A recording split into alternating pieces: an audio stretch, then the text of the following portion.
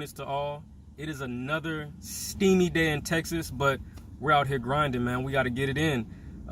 There's something on my mind that I wanted to put into the physical, and maybe it'll manifest into something for me. But right now, I'm playing with the thought process of acquiring wealth.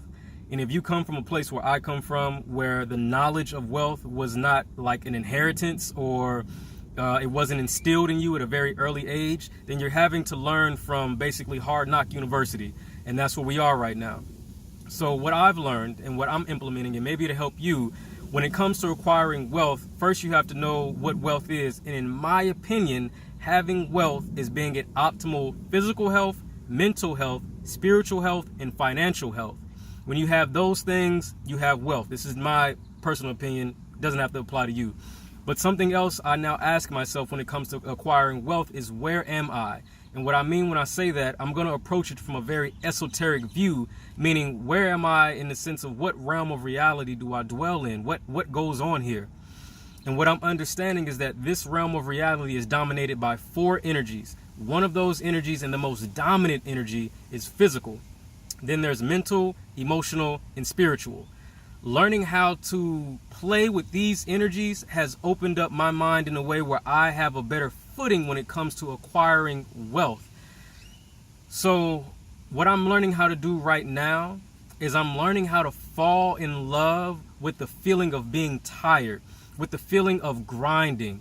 I work in a very physically demanding field in the sense of I am a massage therapist, and if I'm not working, I'm not eating. And if you think about acquiring wealth, that's not the most effective or efficient way to acquire wealth. It's like, if you're not there, then it can't happen. You don't want that in your life. Sorry, I got distracted by the truck behind me. So I'm playing with the thought process of falling in love with that feeling of grinding, because what happens is that when you don't have much financially, you basically see the playing field of life from like a very low point. And you always feel as if you're looking up and trying to get your head above water. But when you start to acquire wealth and you do the things that at least make it eye level, and then you get this bird's eye view of life. And that's what I'm striving for right now. So I'm just doing what's necessary to acquire that bird's eye view of life and give me that wealth mentality.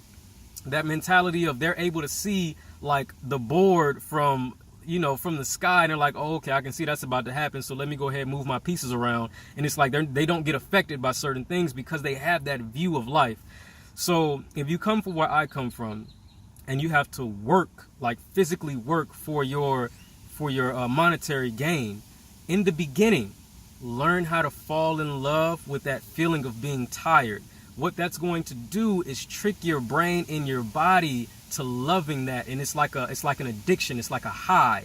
You're going to strive to get that feeling more and more and more, and naturally you're going to build up a tolerance or an endurance to those things, and you're going to need more to tire you out. You know what I mean? So that will equate to, guess what? More money for you.